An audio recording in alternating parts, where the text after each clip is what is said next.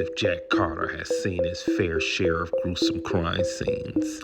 After 20 years on the force, he's built a reputation for being methodical, intuitive, and relentless. But the case he was working on now, the case was different. 5 victims spread across the city, all unalived in the same chilling manner, bound, gagged, and left to be unalived slowly. The media had dubbed the killer the Whisper for the eerie calling card he left behind, a single phrase written in blood near the victims' bodies. They didn't listen.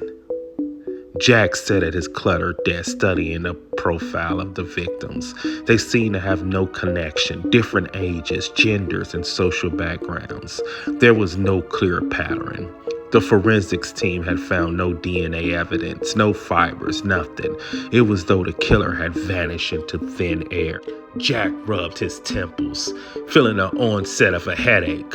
His sleep has been hard, restless lately, filled with strange fractured dreams. Images of dark alleys, flashes of red, and echoing sounds of whispers. He shook off the unease that clung to him. There was no time for personal distractions.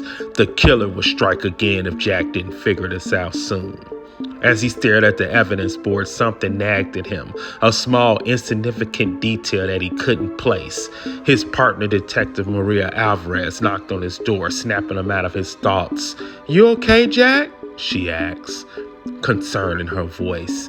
"Yeah," Jack lied. "Just trying to connect the dots." Maria handed him a folder. "Forensics just came back with something. It's not much, but it's something." Jack flipped through the pages and found a partial fingerprint. It wasn't enough to ID the killer, but it was the first piece of tangible evidence they had since the investigation began. "Finally," Jack muttered. "Let's hope this get us somewhere." That night, Jack returned home, but instead of relief, he felt a growing sense of dread. He couldn't explain why, but it was as if the walls of his apartment was closing in on him. The city sounds outside felt distant, muffled like he was submerged underwater. His pulse quickened. Stood in front of the bathroom mirror, staring at his own reflection. Dark circles rimmed his eyes. His jawline tense. His thoughts grew foggy, slipping away like sand through his fingers.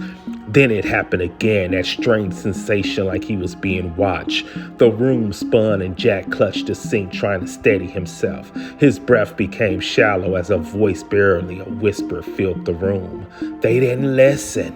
Jack's heart raced, his vision blurred. The voice was his own. The next day, Jack arrived at the precinct early, sleep-deprived but driven. The fingerprint hadn't matched anything in the system, but it was still their only lead. He sat down with Maria to review the evidence again. As they talked, Maria brought up something that gnawed at Jack's mind. "You know, it's strange," she said. "The killer has the perfect control over the crime scenes. No evidence, no mistake but this fingerprint. It almost feels like they left it on purpose. It's too convenient." Jack nodded absently, his mind elsewhere. He kept thinking about the fragmented dream and the nagging suspicion that he was missing something critical. "I think I need to take a break," Jack said, suddenly standing up. "I need to clear my head." Maria looked concerned, but she nodded. "Just don't push yourself too hard." Jack drove aimlessly through the city for hours. His mind churned over the case, trying to make sense of the disjointed pieces. As dusk fell, he found himself parked outside an abandoned warehouse, one of the crime scenes. Why had he come here? He hadn't meant to. And yet, there he was staring at the darkened windows as if something inside was calling him. Jack got out of the car, his feet moving almost on their own accord. He pushed open the rusted doors and stepped inside. The space was eerie quiet, the air thick with a sense of forbidding. Jack's heartbeat echoed in his ears as he walked deeper into the warehouse, his flashlight cutting through the darkness. Then in the far corner of the room, he saw it, a shadowy figure standing still waiting. Jack froze. The figure stepped forward, and in a dim light, Jack saw his own face staring back at him. It was him, yet not him. His reflection smiled a cold, malicious smile. "They didn't listen," the reflection whispered. Jack stumbled back, his mind spinning.